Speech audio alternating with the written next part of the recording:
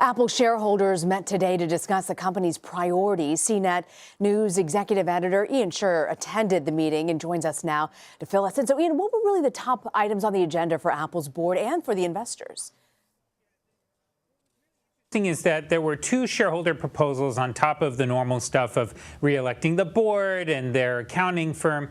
The two proposals were, one was a little wonky. It was about how many people that the shareholders can put up for election to the board. And then the other thing, which really got a lot of conversation going, was about ideological diversity on the board. And there was this conversation that flared up about how the ideological makeup of tech companies in Silicon Valley, obviously being in California, was an issue for some shareholders and something they were worried about. But does this debate around diversity reflect really a larger problem for Silicon Valley? It absolutely does. I mean, one of the interesting things going on here is that you've seen for the last couple of years a real kind of increase in the conversation about women and racial diversity and how a lot of tech companies are primarily run by white men. And this backlash is happening that's also very interesting, that is coming from the conservative end, not only driven by stuff like concern that Facebook and YouTube and Twitter might be reducing the voice of conservative people on their platforms, but also this larger conversation about, hey, the tech industry is in a blue state in a very liberal area, and maybe these people are making decisions that are having wide-ranging impacts and concerning people who don't agree with them politically. And so this is what flared up in the conversation. One example that they brought up was that Apple had donated apparently $1 million to the Southern Poverty Law Center after the Charlottesville protests in 2017.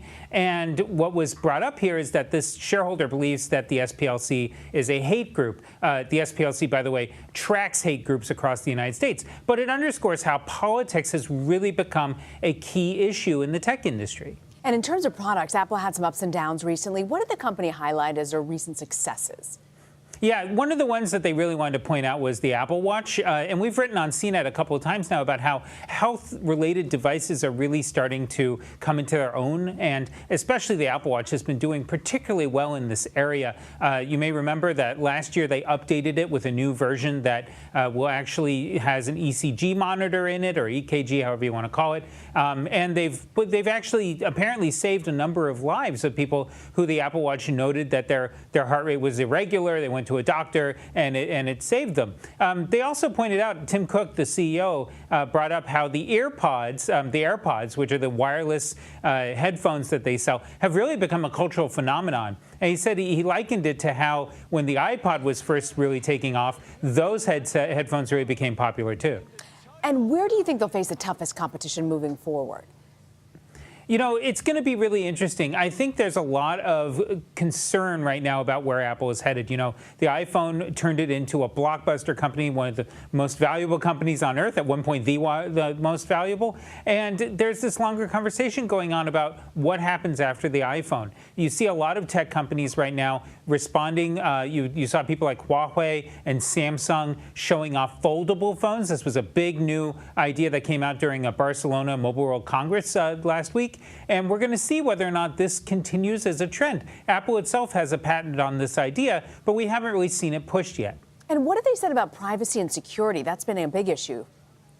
Tim Cook, the CEO of Apple, has really been pushing this idea, partially because it's become kind of a marketing thing for them. You know, they've been able to say, look, we want to sell you a device and we're going to charge you what we charge you, but after that, we're not going to try and make advertising off you. And that separates him from Google and Facebook and all these other companies that might make, their software might be in your phones or whatever, but really do separate them from offering advertisers an ability to get information on you and track you. Mm-hmm. So he really pushed this idea. He said that he believes privacy is enshrined in the Constitution and something that the tech industry really needs to take more seriously. Ian Sherr, thank you so much, Ian. Thanks for having me.